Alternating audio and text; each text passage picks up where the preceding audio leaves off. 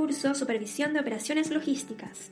Módulo 1. Seguridad, Medio Ambiente y Calidad de Operaciones Logísticas.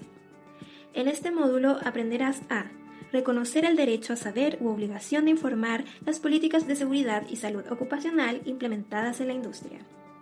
Utilizar vías de tránsito autorizadas al interior de las empresas y acceder a instalaciones y áreas restringidas respetando las normas y procedimientos de seguridad. 1.1. Derecho a saber y políticas de seguridad. Decreto Supremo número 40 y obligación de informar. El empleador obligatoriamente debe informar a sus trabajadores al momento de su contratación o en caso de iniciar actividades que impliquen riesgos sobre los siguientes aspectos: riesgos que implican sus labores, las medidas preventivas, métodos de trabajo correcto. 1.2. Políticas de salud y seguridad ocupacional. Las políticas de salud y seguridad ocupacional, o las SSO, deben incluir los siguientes criterios: protección de las SSO de todos los trabajadores, garantía que trabajadores y representantes asuman participación activa en la gestión de la SSO, cumplimiento de requisitos legales, contratos colectivos, reglamento interno de trabajo, etc. Mejora continua. Ejemplo de políticas de salud y seguridad ocupacional patrocinadas por una empresa. Ejemplo de protección de la SSO. Ejemplo de políticas de salud y seguridad ocupacional patrocinadas por una empresa. Ejemplo de protección de la SSO de todos los trabajadores. En el siguiente enunciado se presentará este ejemplo. Se compromete en armonía con sus más preciados recursos, sus trabajadores, a mantener un entorno laboral seguro para todas sus trabajadoras y trabajadores, así como garantizar condiciones seguras en todas aquellas personas que visiten nuestras instalaciones a través de fomentar una cultura de prevención de riesgos ocupacionales. Otro ejemplo de garantía que trabajadores y representantes asuman participación activa en la gestión de la SSO. En el siguiente enunciado se relacionará este ejemplo con lo dicho anteriormente.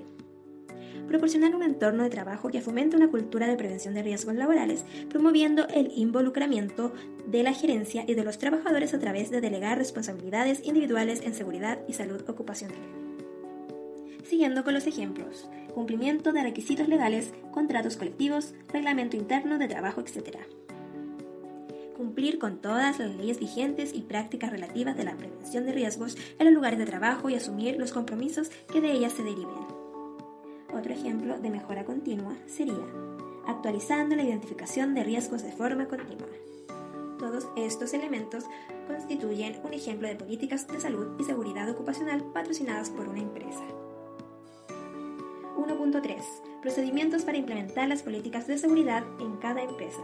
Para implementar las normas de salud y seguridad en el trabajo o las SST en una empresa se deben seguir los siguientes pasos. A. Evaluación inicial en SST. B. Objetivos en materia de SST. C. Medidas de prevención y control. D. Gestión de cambio.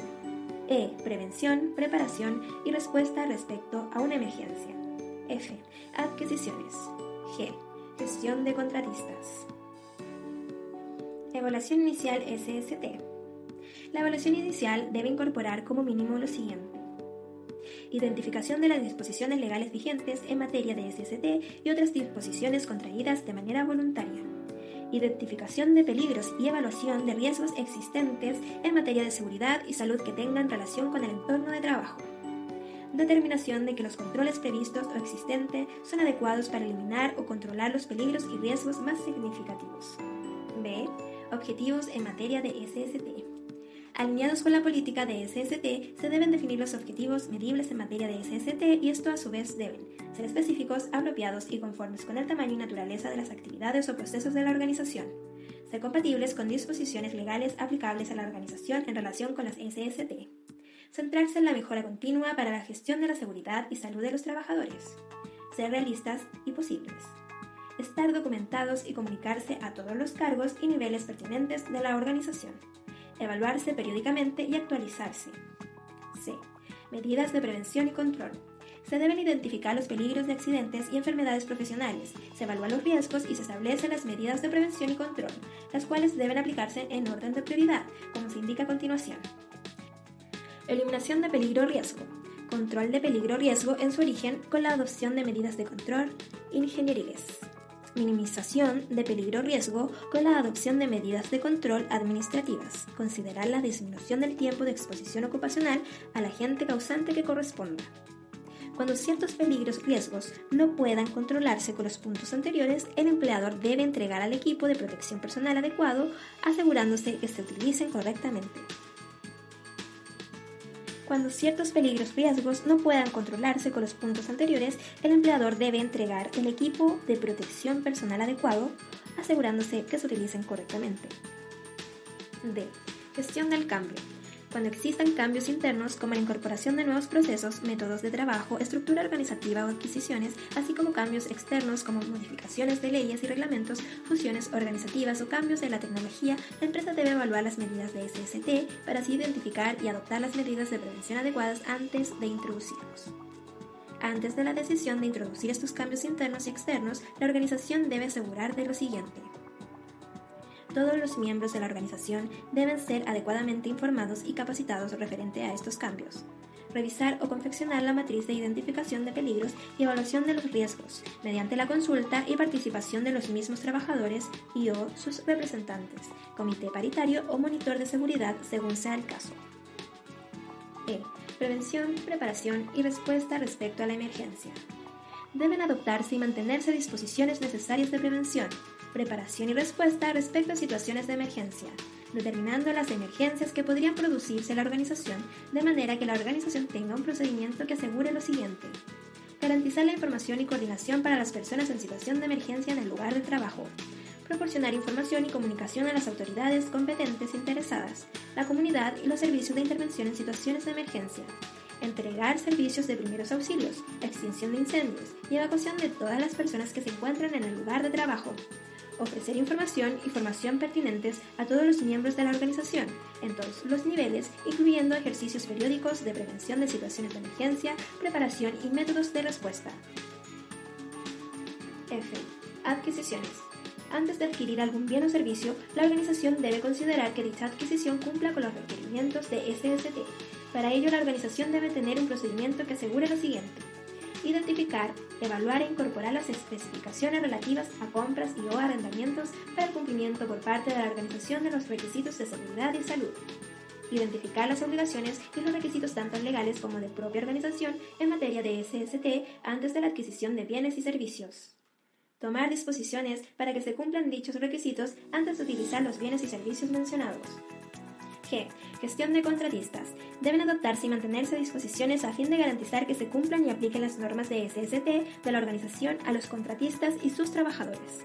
Referente a la gestión de contratistas, la organización debe incluir procedimientos para la evaluación y la selección de los contratistas.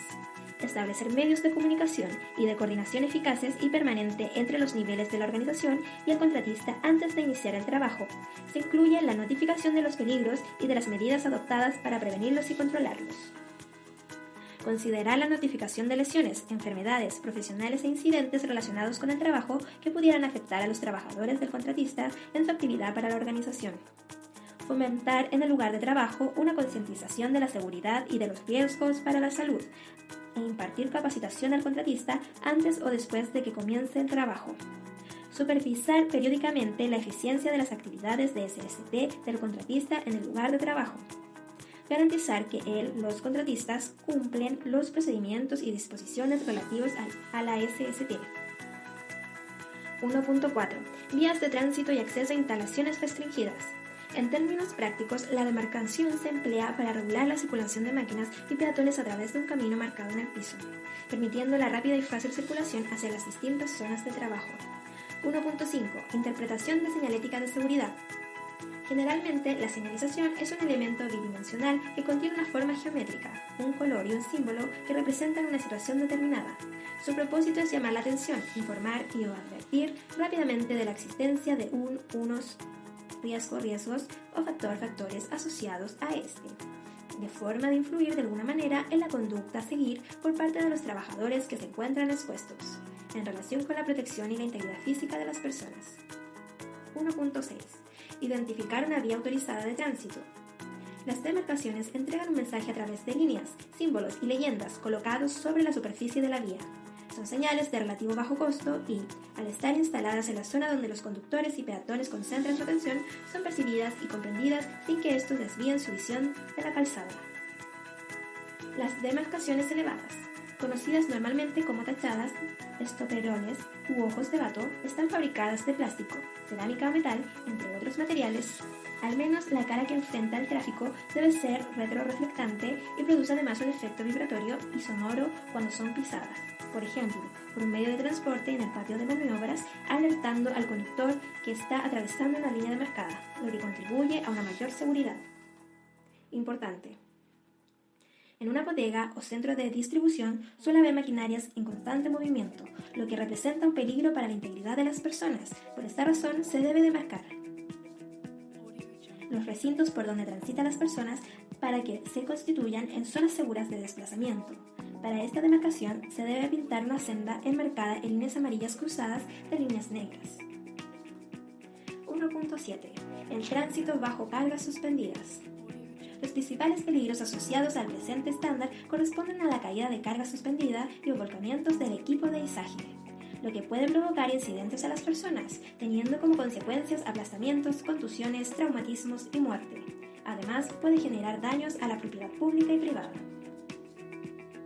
Las causas y factores contribuyentes a estos incidentes son: no contar con personal apto y capacitado para trabajos con cargas suspendidas, no hacer uso o usar incorrectamente los elementos de protección personal correspondientes, no verificar el estado de los elementos de protección personal, no planificar los trabajos, no realizar la evaluación de riesgos, no cumplir con los procedimientos, medidas de control y de seguridad, no contar con condiciones ambientales favorables, sin tormentas ni vientos superiores a 40 km por hora y buena visibilidad, no delimitar ni restringir el acceso al área de trabajo, no verificar que los equipos y accesorios de izaje se encuentren en buen estado, no respetar parámetros para el izaje de la carga, sobrecarga, verticalidad, velocidad del viento, etc. No usar equipos de izaje en trabajos para lo que fueron diseñados, no contar con relieve o señalero capacitado, no contar con un plan de respuesta en caso de emergencia. 1.8. Procedimientos de autorización para el acceso a instalaciones y áreas restringidas. Se utiliza la autorización para controlar cualquier área restringida. Todo el personal que esté involucrado en el ingreso debe recibir la capacitación vigente y estar autorizado para esta función. Existen 3 tipos de funciones de responsabilidad involucradas en el ingreso y cada uno tiene el mismo poder para decidir si permite el ingreso, si no lo permite o si lo cancela. Estos puestos son el supervisor de ingreso, el ingresante y el asistente. El supervisor de ingreso efectúa todos los preparativos, da inicio a la autorización y supervisa su finalización. Supervisa el ingreso mediante visitas frecuentes al sitio. El ingresante revisa la autorización para asegurarse de que haya completado en forma correcta y también verifica que esté aceptada. Sigue todas las indicaciones del asistente. El asistente. Su función es garantizar la seguridad, evalúa en forma constante los riesgos internos y externos, está dispuesto a finalizar el ingreso por causas de seguridad. Muchas gracias por su atención. Fundación Chilena para la Discapacidad, porque tu desafío es nuestro desafío.